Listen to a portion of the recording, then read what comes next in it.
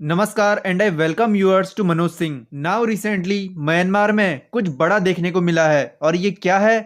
ये है कि 2.5-3 साल पहले जब म्यांमार में वहाँ की आर्मी ने कूप किया था, तब वहाँ की प्राइम मिनिस्टर को जेल में डाल दिया गया और वहाँ के प्रेसिडेंट को मारा गया, प्लस उनके बच्चे को भी मार दिया गया और वहाँ की जो नेशनल पार्टी थी उसको भी बैन कर दिया गया।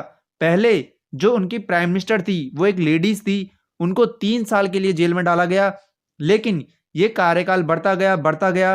अब उन्हें लगभग सारी उम्र ही जेल में रहना पड़ेगा। तो इससे नाराज कुछ ग्रुप ने वहां तख्तापलट करने की कोशिश की है। सुनने में यह आया है कि नियरली 50% हिस्सा म्यांमार का उन ग्रुप ने अपने कब्जे में ले लिया है। यही नहीं, उनके राष्ट्रपति का कहना है, जो आर्मी चीफ है उनका कहना है कि म्यांमार 2 भागों में टूट सकता है। नाउ ये है हमारा प्यारा भारत और इसी के बगल में है ईस्ट में म्यांमार। म्यांमार की कैपिटल क्या है? म्यांमार की कैपिटल है नेपिद्यो, ऐसे ही कुछ बोलते हैं।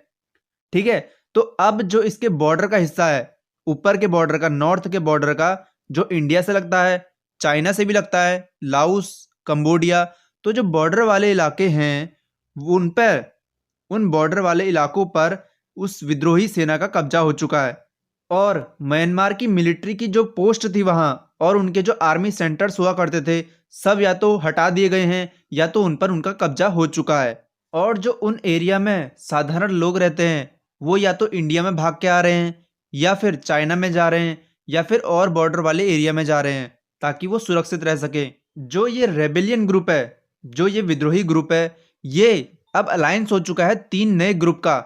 इसमें Arakan army, the Myanmar national democratic alliance army और तांग नेशनल लिबरेशन आर्मी, ये 3 आर्मी मिलकर एक आर्मी बन चुकी है वहां, जिन्होंने पहले शान स्टेट पर, एक इनकी एक स्टेट है म्यांमार की शान स्टेट, यहाँ पहले कब्जा करा, फिर उसके बाद हल्के हल्के करके चिन स्टेट या फिर रखाइन स्टेट, ऐसे अलग अलग स्टेट्स में ग्रुप बनाकर पहुंचे। और जो ये इलाका इन्होंने सीज किया है, ये है पूरा 8,000 स्क्वायर किलोमीटर का एरिया। बहुत ज़्यादा होता है ये एरिया। ये जो सब हुआ, ये हुआ 4 भागों में। सबसे पहले 27 अक्टूबर को ऑपरेशन 1027 लॉन्च किया गया, जिसमें ये 3 ब्रदर का अलायंस बनाया गया। जो ये आर्मी है तीनों, इनका अलायंस बनाया गया। और इसके बाद 7 नवंबर को ऑपरेशन 1107 चलाया गया, जिसमें इन्होंने कैप्चर की 2 मिलिट्री बेसेस। कहाँ? कया स्टेट में, जो कि ये शान स्टेट के नीचे वाली स्टेट है ना, कया स्टेट, यहाँ इन्होंने 2 मिलिट्री बेसेस को कैप्चर कर लिया। इसके बाद लास्ट मंडे जो अराकन आर्मी थी, इन्होंने वेस्ट में जो रखाइन स्टेट है यहाँ पर हाथ मारा और उसके बाद आया चिन स्टेट का नंबर लास्ट में। मतलब जो ये बॉर्डर वाले एरिया हैं ये पूरे लगभग इनके कब्जे में ही हैं। और सुनने में ये आया है कि लगभग जुंता, जो वहाँ का मिलिट्री कमांडर था, जो वहाँ के प्रेसिडेंट है, मतलब उनके जो 400 पोस्ट हैं उनको वहाँ से हटा दिया गया है। इसमें लगभग 447 जो जुंता के पर्सनल थे, यानी कि जो आर्मी के सोल्जर थे, उनको सरेंडर करवाया गया है नॉर्थन शान स्टेट में, Kayah, Chin, Rakhine, Mon state, Sagaing state and Magway region में। इसके अलावा म्यांमार आर्मी के 47 पर्सनल, जो आर्मी के पर्सनल थे, वो इंटरनेशनल बॉर्डर क्रॉस करके इंडिया में आ गए और उन्होंने इंडिया में इंडियन आर्मी और पुलिस के सामने सरेंडर कर दिया गया।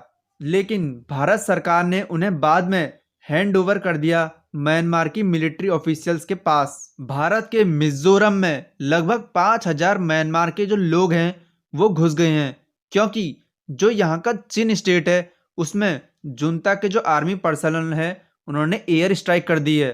अब हमारा जो ये नॉर्थ ईस्ट वाला इलाका है, इसको संभाल कौन रहा है? तो इस पूरे इलाके को संभाल रही है असम राइफल्स। तो आप ये फोटो देख सकते हैं, असम राइफल और म्यांमार आर्मी के ऑफिशियल्स के बीच कुछ समझौता हो रहा है, जिसमें म्यांमार के जो लोग हैं इनको वापस भेजा जा रहा है। नाउ मैं आपसे एक क्वेश्चन पूछूंगा, who is the first national park of India?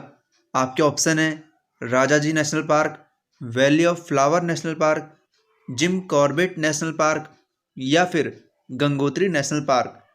आप कमेंट सेक्शन में आंसर दीजिए, जिसका सही होगा मैं उसे रिप्लाई कर दूंगा।